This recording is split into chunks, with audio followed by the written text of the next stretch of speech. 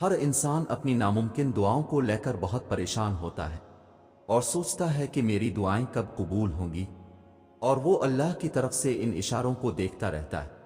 تو یاد رکھو، اللہ جب کسی کی ناممکن دعا کو قبول کرنے لگتا ہے تو کچھ خاص نشانیاں ظاہر کرتا ہے۔ اللہ جب آپ کی دعا قبول کرنے والا ہوگا تو آپ کی زندگی میں نیکی کی برکت ظاہر ہونے لگے گی، اور آپ کو اچھے کاموں کی راہ دکھائی جائے گی، اور آپ کی مشکلات کم کر دی جائیں گی۔ قرآن مجید میں اللہ ہمیں بار بار اس سے چیزیں مانگنے کی یاد دلاتا ہے، چاہے وہ بڑی چیز ہو یا چھوٹی۔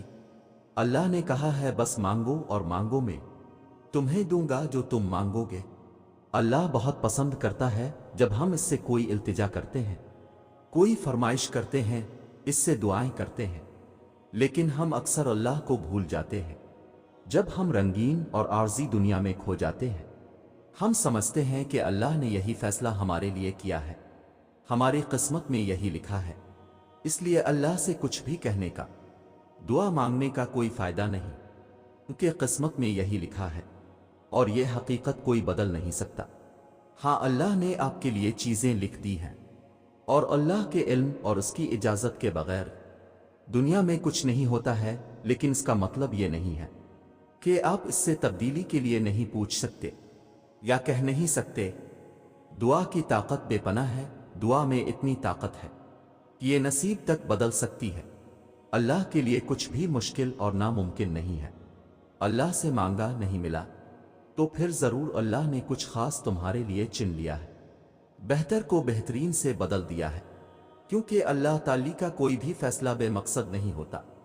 کچھ چیزیں وہ ہمیں مانگنے سے پہلے عطا کر دیتا ہے، اور کچھ چیزیں شاید ہمارے نصیب ہی میں نہیں ہوتی، کیونکہ یہ اس کی مصلحت ہے، صرف وہ جانتا ہے کہ ہمارے لیے کیا اچھا ہے اور کیا برا۔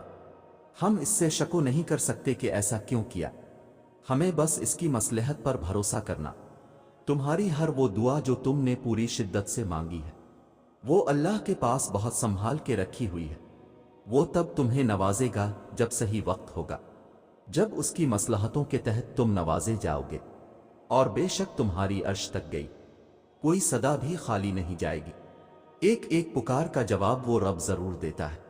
یقین جانو کہ یہ مشکلات محض چند گھڑیوں کی ہیں، بہت جلد اللہ تمہیں وہ عطا فرمائے گا جو تمہارے حق میں بہتر ہے اور جس کی تمہیں ضرورت ہے، اور بے شک وہ رب ہماری ضرورتوں سے پوری طرح واقف ہے۔ تمہارا اللہ تمہیں تب سے جانتا ہے جب تمہارے وجود کے لیے مٹی بھی اکٹھی نہیں کی تھی، تم اپنی ماں کے وجود کا حصہ بھی نہیں بنے تھے۔ وہ تمہیں تب سے جانتا ہے کہ یہ میرا بندہ ہے، اس نے تمہارا ایک ایک جوڑ بہت محبت سے بنایا ہے۔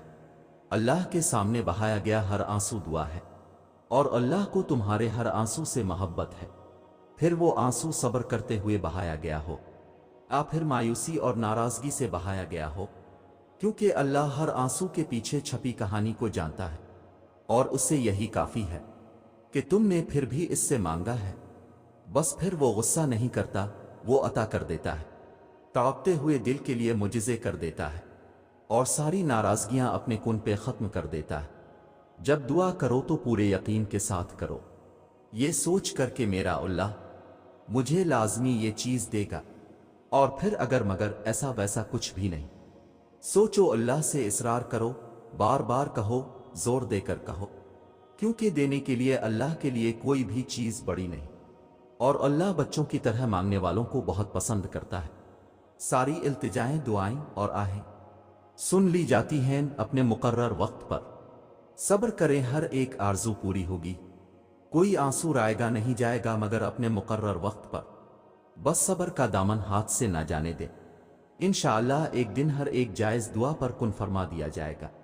ایک دن تم اپنی دعاؤں کو جیو گے، اور پھر تم کہو گے کہ کتنا مشکل سمجھتا تھا میں اسے پانا، جس کو آج میں نے پا لیا ہے۔ پھر تم یہ سوچ کر شکر کرو گے کہ تم نے اللہ سے مانگنا نہیں چھوڑا۔ اگر چھوڑ دیتے تو کیا انجام ہوتا تمہارا؟ اگر چھوڑ دیتے تو کیا دیکھ پاتے یہ معجزہ؟